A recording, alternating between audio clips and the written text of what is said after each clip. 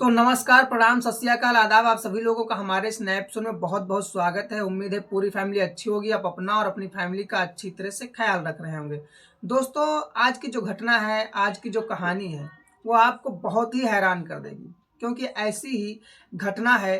अगर देखा जाए तो अमूमन कई लोग क्राइम को बहुत ही परफेक्ट तरीके से अंजाम देते हैं, घटना को अंजाम इस तरह से देते हैं कि कोई उन्हें पकड़ नहीं सकेगा, कोई उन्हें पकड़ नहीं पाएगा। और कानून का जो जानने वाला आदमी होता है तो कानून से बहुत सारी चीजें छुपा करके चलता है, अपने आप को एक तरीके से फॉरेंसिक एक्सपर्ट से भी आगे एक कदम चलता है ताकि वो पकड़ा ना जाए। लेकिन कभी कभी समय खराब होता है और बुरे वक्त पर बुरे कांड को अंजाम दिया जाता है, जिसकी वजह से पुलिस आप तक पहुंच जाती है और आपकी किस्मत खराब होती है जब आप प्लान करते हैं और प्लान खराब हो जाता है। और उस प्लान के खराब होने की वजह से आपकी जिंदगी में एक इतना बड़ा कोहराम हो जाता है कि आपके बस की बात ही नहीं होती कि उस कोहराम को झेल सके। कभी कभी ऐसी घटनाएं होती हैं कि आपके सोच से भी परे होती हैं। इस घटना में एक पुलिस वाला व्यक्ति खुद ही एक कांस्टेबल ऐसे जाल बिछाता है कि उसने अपनी पहली पत्नी और 4 बच्चों को मारने की पूरी कोशिश की, लेकिन समय उसका अच्छा नहीं था, जिसकी वजह से वो इस तरह से पकड़ा गया कि आगे उसके जो सजा हुई थी वो क्या थी। उस सजा को जब जज ने सुनाया था तो कौन सी सजा दे दी थी, आप सोच करके भी परेशान हो जाएंगे कि आखिर इस कांस्टेबल के साथ क्या हो गया और उसने क्या करना चाहा था। दोस्तों, अप्रैल 2005 की घटना है। अप्रैल 2005 में एक महिला एसएसपी ऑफिस के बाहर बैठी हुई थी, अपने 4 बच्चों को लेकर के बहुत ही उदास, परेशान, दुखी रूप में बैठी है। और वहीं पर एक व्यक्ति निकलता है जो हमराह होता है। वो जब इसे बहुत परेशान देखता है, 4 बच्चे हैं और वो पत्नी एक बैठी हुई है, बहुत परेशान है, दुखी है, तो एक व्यक्ति ने देखा और पूछा कि आपको क्या दिक्कत है, यहाँ पर क्यों इतनी उदासीनता से बैठी हुई हो। तो उसका जो बातचीत थी, जो उसने बोला था, वो बहुत ही गमगीन स्थिति में था। उस महिला ने कहा कि मैं बहुत परेशान हूँ और मैं काफ़ी दूर चल कर के आई हूँ। मैं चाहती हूँ कि एक बार एसएसपी साहब से मुलाकात हो जाए, मैं अपनी घटना की जानकारी, मैं अपनी पूरी बात उन्हीं से बताना चाहती हूँ। अब ये था कि उस आदमी ने फिर आगे प्लानिंग की, लोगों से बात की और कहा कि ये महिला बहुत परेशान है, एसएसपी से मिलना चाहती है, अगर हो जाए तो मिलवा दिया जाए। बात धीरे धीरे जो एसएसपी ऑफिस था उसके बाहर पूरी तरह से गूंज उठी थी। सभी लोगों को इस बात की चर्चा थी, आपस में कानाफूसी कर रहे थे कि ये महिला एसएसपी साहब से मिलना चाहती है। धीरे धीरे लोगों ने जुगाड़ लगाया और एसएसपी साहब के सामने उस महिला को पहुंचा दिया। वो महिला जब एसएसपी साहब से मिली तो एसएसपी साहब के सामने खड़े होने के बाद में वो रोक नहीं पाई और उसके आंखों से आंसुओं की धार चलने लगी।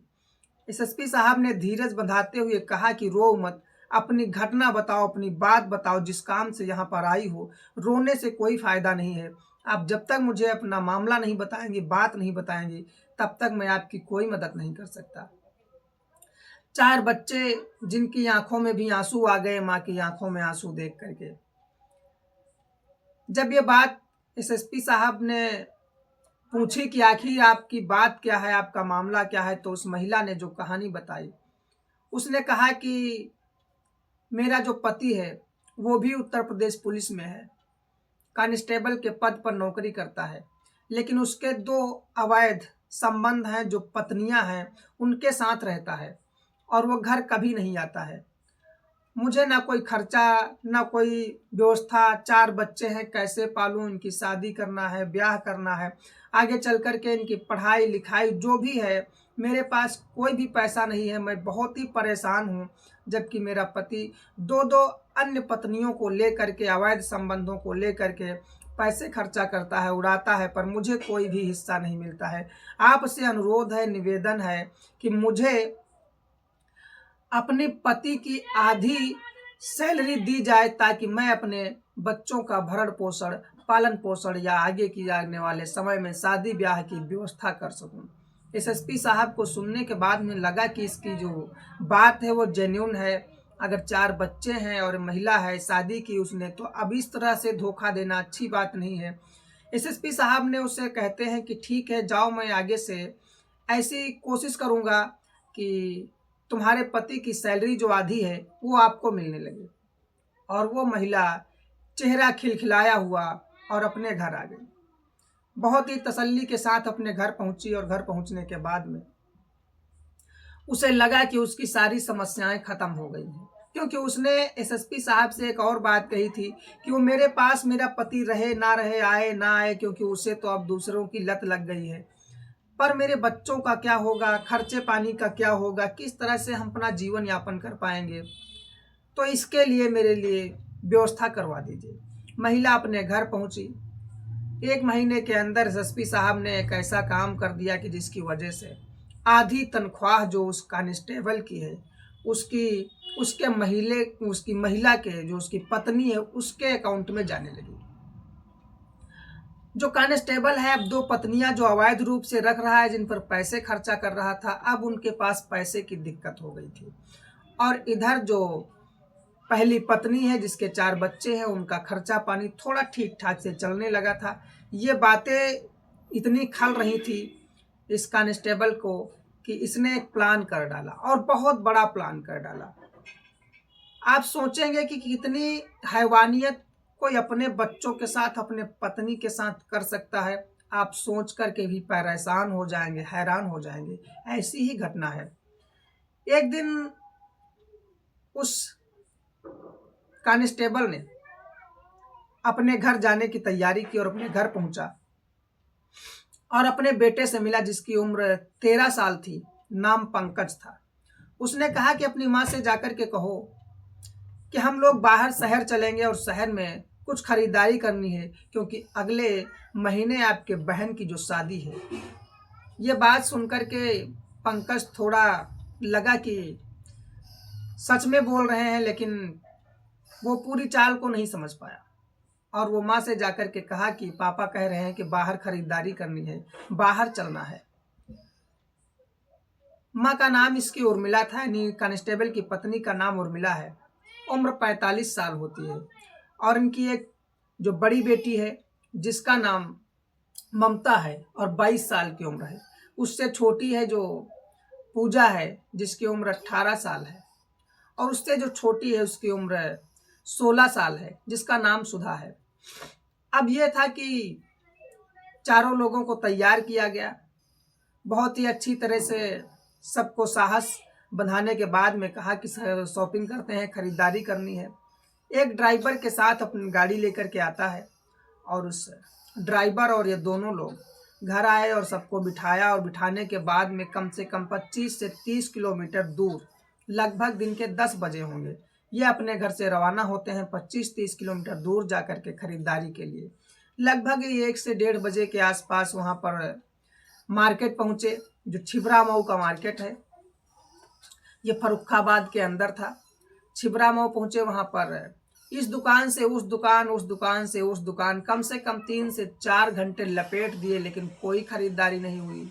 कुछ भी इन लोगों ने खरीदा नहीं। तो पत्नी को गुस्सा आया, उर्मिला को गुस्सा आया और कहा कि तुम घुमा रहे हो, क्यों जो है इस तरह से हम लोगों को भ्रमित कर रहे हो, तुम्हें नहीं खरीदारी करनी थी तो ना लेकर के आए होते। तो उसने कहा कि मुझे खरीदारी करनी है, कोई बात नहीं, आज अगर भाव ताव मिल जाता है तो कल देख लेंगे, हो सकता है आज के खरीदारी में या देखने में कुछ समझ में आ जाए तो कल खरीद लेंगे। ये सारी बातें पत्नी को समझाई। उसके बाद में वहां से वो लोग निकल लिए, घर के लिए वापसी हुई। लगभग रास्ते में 7:30 बजे का टाइम था। एक जगह पर गाड़ी रोकी गई और गाड़ी रोकने के बाद में सभी को कुछ खाने पीने की व्यवस्था की गई। वहां पर गाड़ी 1 घंटे से ऊपर खड़ी रही। जब उसकी पत्नी ने कहा कि फालतू में गाड़ी यहाँ क्यों रोकी गई है, तो उसने कहा कोई बात नहीं, बस नाश्ता पानी कर ले, चलते हैं। और उस नाश्ता पानी में कम से कम 1 घंटे का समय निकल गया। रात के 8:30 बज गए और 8:30 बजे जब वहां से चले तो यह था कि धीरे धीरे जब थोड़ी दूर पहुंचे तो आगे ड्राइवर ने गाड़ी रोक दी। एक जो पुल था, पुल के पास में ड्राइवर ने गाड़ी रोकी और गाड़ी रोकने के बाद में उस व्यक्ति से बात की जो कांस्टेबल है, उससे बात की और कहा कि गाड़ी बहुत ज़्यादा हीट हो गई है, गाड़ी में पानी डालना पड़ेगा, थोड़ा ठंडा करना पड़ेगा, वरना गाड़ी में आग लग सकती है या इंजन जाम हो सकता है। गाड़ी रोक ली गई। सभी लोगों को तसल्ली थी कि चलो कोई बात नहीं, गाड़ी रुक गई है, पानी डाल लिया जाए। कुछ देर तक गाड़ी वहीं पर रुकती है और इतनी ही देर में पानी के बजाय गाड़ी को चारों तरफ से बंद कर देते हैं, यानी चारों खिड़कियां गाड़ी की बंद थी और गाड़ी के शीशे भी बंद कर दिए गए और 4 से 5 लोग जो थे पूरे परिवार के, वो कांस्टेबल छोड़ करके सब गाड़ी के अंदर थे। चारों शीशे बंद किए गए, चारों खिड़कियां बंद की गई और एक शीशा थोड़ा खुला रखा गया जिसके अंदर से पेट्रोल डाला जा सके। गाड़ी के चारों तरफ पेट्रोल डाल दिया गया और गाड़ी के अंदर भी पेट्रोल डाल दिया गया और उस गाड़ी में आग लगा दी गई। और आग लगा देने के बाद में वहीं पर एक खाई थी और उस खाई में गाड़ी को धक्का दे दिया गया। धक्का देने के बाद में गाड़ी जलने लगी।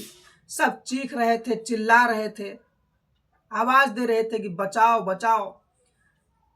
जो लड़कियां थीं, जो लड़के थे, वो सिर्फ ये कह रहे थे कि पापा क्यों ऐसा कर रहे हो, पापा क्यों ऐसा कर रहे हो, मेरी जान बख्श दो, मैं दोबारा तुमसे कभी कोई उम्मीद नहीं करूंगी, कभी कुछ नहीं मांगूंगी।